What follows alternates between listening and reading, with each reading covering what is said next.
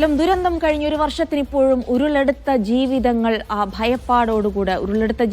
അവരുടെ ആശ്രിതരൊക്കെ ഭയപ്പാടോടുകൂടെ അവിടെ ജീവിക്കുന്നുണ്ട്. പക്ഷെ അതിനപ്പുറത്തേക്ക് ഈ ദുരിതം കൺകൊണ്ട് കണ്ട ആളുകൾ, ഒരുപക്ഷെ നേരിട്ടതിന്റെ ദുരന്തം ബാധിക്കാത്ത ആളുകളും അവരും വലിയ പ്രതിസന്ധിയിലൂടെ കടന്നു പോവുകയാണ്. ഇപ്പോൾ പടവെട്ടിക്കുന്നുകാർക്ക് പരസ്യമായി തന്നെ രംഗത്തിറങ്ങേണ്ടി വന്നു. അവർ ഈ സമരരംഗത്തുടനീളം കഴിഞ്ഞ ഒരു വർഷമായി സമരരംഗത്തിറങ്ങേണ്ടി വന്നു. അവരുടെ സമരം അവർ പടവെട്ടുന്നത് ജീവിക്കാൻ വേണ്ടിയുള്ളതാണ് എന്നതാണ് യാഥാർത്ഥ്യം. അപ്പോൾ അറിയേണ്ടതുണ്ട് അവർ നേരിടുന്ന പ്രശ്നങ്ങൾ എന്തൊക്കെയാണ്, അവർ നിർദ്ദേശിക്കുന്ന പരിഹാരങ്ങൾ എന്തൊക്കെയാണ്, സർക്കാർ ഇതുവരെ അവർക്ക് എന്തൊക്കെ ചെയ്തു തുടങ്ങിയ കാര്യങ്ങളൊന്നും നമുക്ക് വിശദമായി പരിശോധിക്കാം. പടവെട്ടിക്കുന്നിൽ നിന്ന് PC സൈഫുദ്ദീനും മഹേഷ് പോലൂരും ഒപ്പം തന്നെ ചൂരൽമലയിൽ നിന്ന് മുഹമ്മദ് അസ്ലവും നമുക്ക് വിവരങ്ങൾ നൽകാനായി ചേരുന്നുണ്ട്. ആദ്യം ഞാൻ സൈഫുദ്ദീനിലേക്ക് പോവുകയാണ്. സൈഫുദ്ദീൻ, നമ്മൾ ഈ പടവെട്ടിക്കുന്നുകാരുടെ ജീവിതം, അവരുടെ ഒരു എന്താണ് അവരുടെ ഒരു നേർചിത്രം, അവരുടെ ജീവിതത്തിന്റെ നേർചിത്രം എന്ന് മഹേഷ് പോലൂർ ഇപ്പോൾ കാണിച്ചു തന്നു. വലിയ ദുരിതം അവരും നേരിടുന്നുണ്ട്. ഒരു പക്ഷേ ഈ ദുരിതത്തിൽ അവർക്ക് ജീവൻ നഷ്ടമായിട്ടില്ല, അവരുടെ വീടുകൾ നഷ്ടപ്പെട്ടില്ല. അത് തന്നെയാണ് അവരെ സംബന്ധിച്ചിടത്തോളം ഇപ്പോൾ ഏറ്റവും വലിയ വെല്ലുവിളിയായിരിക്കുന്നതും. ഈ അവരുടെ വീടുകൾക്ക് ഒരു കേടുപാടും പറ്റിയിട്ടില്ല എന്ന് പറയുമ്പോഴും ഈ ദുരന്ത ഭൂമി പിന്നിട്ട് മര്യാദയ്ക്കുള്ള റോഡുകളല്ലാതെ വേണം അവർക്ക് അവരുടെ വാസസ്ഥലത്തേക്ക് എത്താൻ. അപ്പോൾ അതൊക്കെ എങ്ങനെയാണ് നടക്കുക എന്നുള്ളത്, അവർ ജീവിക്കാൻ വേണ്ടിയുള്ള ഒരു വലിയ പട വെട്ടിക്കൊണ്ടിരിക്കുന്ന ഒരവസ്ഥയിലാണ് നിലവിലുള്ളതെന്നാണ് മനസ്സിലാക്കുന്നത്. എന്തൊക്കെയാണ് സേഫ് അവരുടെ ആവശ്യങ്ങൾ, എന്തൊക്കെയാണ് അവർ നേരിടുന്ന ബുദ്ധിമുട്ടുകൾ?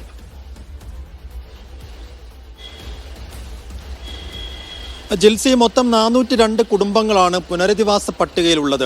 അവർക്ക് വേണ്ടിയുള്ള വീട് നിർമ്മാണം ആരംഭിച്ചു കഴിഞ്ഞിട്ടുണ്ട്. പക്ഷേ ഈ പട്ടികയ്ക്ക് പുറത്തുള്ളവരാണ് പടവെട്ടിക്കുന്നുകാർ. എന്ന് വെച്ചാൽ ചൂരൽമലയിലെ സ്കൂൾ റോഡ് വഴിയാണ് ഈ പടവെട്ടിക്കുന്നിലേക്ക് പോകേണ്ടത്. ചൂരൽമല പൂർണ്ണമായും ഉരുളെടുത്ത് പോയ ഒരു ഭൂമികയാണ്. എന്നുവെച്ചാൽ ഉരുൾ അന്ന് ഇറങ്ങി വന്ന ആ വഴിയുടെ ഓരത്താണ് ഈ പടവെട്ടിക്കുന്നുള്ളത്. അപ്പോൾ ഈ ചൂരൽമല അങ്ങാടിയായിരുന്നു പടവെട്ടിക്കുന്നുകാരുടെ നേരത്തെ ഒരു ടൗൺ എന്ന് പറയുന്നത്. അവരുടെ ഉപജീവനം അല്ലെങ്കിൽ അവർക്ക് ജീവിതത്തിന് വേണ്ട എല്ലാ ആവശ്യങ്ങളും നിറവേറ്റിയിരുന്നത് ഈ ചൂരൽമല ടൗണിനെ ആശ്രയിച്ചായിരുന്നു. ചൂരൽമല ടൗൺ ഇന്നില്ല. അപ്പോൾ മുണ്ടക്കൈ പൂർണ്ണമായും ഉരുളെടുത്തുകൊണ്ടുപോയി ഭൂമിക്കടിയിലേക്ക് ആണ്ടുപോയി മുണ്ടക്കൈ ടൗൺ. ചൂരൽമല അങ്ങാടി പക്ഷേ ഭൂമിക്കടിയിലേക്ക് ആണ്ടുപോയിട്ടില്ല. അങ്ങാടി അവിടെ ഉണ്ട്. പക്ഷേ ആ അങ്ങാടിയുടെ ചലനം, ആ അങ്ങാടിയുടെ ജീവൻ പൂർണ്ണമായും അറ്റുപോയിട്ടുണ്ട്. അവിടെ ഇന്ന് ജീവനുള്ള ഒരു കടയില്ല, ജീവനുള്ള ഒരു സ്ഥാപനങ്ങളില്ല, പള്ളിയില്ല, സ്കൂളില്ല, ഒന്നുമില്ല. ഒരു ശ്മശാന മൂകത മാത്രമാണ് ഇന്ന് ചൂരൽമലയിലുള്ളത്. ആ ചൂരൽമലയെ ആശ്രയിച്ചുകൊണ്ട് ഇനി പടവെട്ടിക്കുന്നുകാർക്ക് ജീവിക്കാൻ കഴിയില്ല. അപ്പോൾ ആ ചൂരൽമലയുടെ സ്കൂൾ റോഡ് വഴിയാണ് ഇവർക്ക് കടന്നു പോകേണ്ടത്.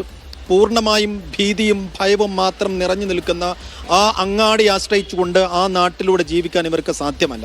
അപ്പോൾ നിലവിൽ എൻ്റെ കൂടെ പടവെട്ടിക്കുന്നുകാരുണ്ട്. 27 കുടുംബങ്ങളാണ് പടവെട്ടിക്കുന്നിൽ നിലവിലുണ്ടായിരുന്നത്. അപ്പോൾ ആ 27 കുടുംബങ്ങളിൽ കൂടുതലും അവിടെ നിന്ന് മാറിയിട്ടുണ്ട്. കാരണം അവർക്ക് അവിടെ ജീവിക്കാൻ കഴിയുമായിരുന്നില്ല. അതുകൊണ്ട് താൽക്കാലിക പുനരധിവാസത്തിൻ്റെ പട്ടികയിൽ അവർ ഉൾപ്പെടുത്തിയിട്ടുണ്ട്. അവർക്ക് വാടകയും കിട്ടുന്നുണ്ട്. പക്ഷേ സ്ഥായിയായ പുനരധിവാസത്തിൻ്റെ പട്ടികയിൽ അവരില്ല.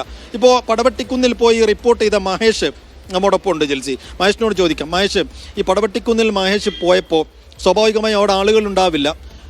1-2 കുടുംബങ്ങൾ, എനിക്ക് തോന്നുന്നു 1-2 കുടുംബങ്ങൾ മാത്രമേ ഉള്ളൂ എന്ന്. അപ്പോൾ ജോൺ മത്തായി കമ്മിറ്റി അവിടെ വാസയോഗ്യമാണ് എന്ന് പറയുമ്പോഴും എന്തുകൊണ്ടാണ് പടവെട്ടിക്കുന്നുകാർക്ക് അവിടെ ജീവിക്കാൻ കഴിയില്ല എന്ന് പറയുന്നത്? സത്യത്തിൽ സൈഫും, നമ്മൾ ഈ ദുരന്തം നടന്ന സമയത്ത് ഈ സ്കൂൾ റോഡ് വഴി നമ്മളന്ന് ഒരുപാട് തവണ പോയിണ്ടായിരുന്നു. ഇതിനപ്പുറത്തേക്ക് മനുഷ്യർ ജീവനോടെ ഉണ്ടാകില്ല എന്നാണ് നമ്മൾ കരുതിയത്. കാരണം ആ പ്രദേശം മുഴുവനായിട്ട് അറ്റുപോയി, തിരിച്ചറിയാൻ പോലും പറ്റാത്ത സാഹചര്യത്തിലാണ്. കഴിഞ്ഞ ദിവസമാണ് ഞാൻ പടവെട്ടിക്കുന്നിലേക്ക് കയറിയത്. ഒരു സാഹസമുള്ള ഒരു യാത്ര എന്നതിന് പറയാം. കാരണം റോഡെന്നൊക്കെ നമുക്ക് പറയാവുന്ന ഒരു അവസ്ഥയുള്ള ഒരു സാഹചര്യം, നിറയെ കല്ലുകളും ചെളിയും, മുട്ടറ്റം ചെളിയുള്ള ഒരു ഇതാണ്. അവിടെ ട്രാക്ടറിൽ കയറിയാണ് ഞങ്ങൾ അങ്ങോട്ട് പോയത്. പോകുന്ന വഴിയിലാണെങ്കിൽ ഈ പടവെട്ടിക്കുന്നിലേക്ക് പോകുന്ന വഴിയിലുടനീളം ആനപ്പിണ്ടവും ആന ചവിട്ടി മെതിച്ചിരിക്കുന്നതും ഒക്കെ കാണാം. അതായത് വന്യമൃഗങ്ങൾ വിഹരിക്കുന്ന ഒരു സ്ഥലമാണ്. നമ്മൾ അത്ഭുതപ്പെടുത്തിയത് അവിടെ കാണുന്ന ഒരു ചുവന്ന കല്ലാണ്, വിദഗ്ധ സമിതി അടയാളപ്പെടുത്തിയ ഒരു കല്ല്.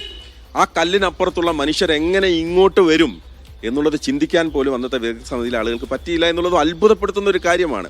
27 കുടുംബങ്ങൾ, ഒരു കുടുംബം മാത്രമാണ് അവിടെ നിൽക്കുന്നത്. അതിൻ്റെ കാരണങ്ങൾ അവിടെയുണ്ട്. കാരണം അവർ പുതിയ വീട് വെച്ച് നിൽക്കുന്നവരൊക്കെയാണ്.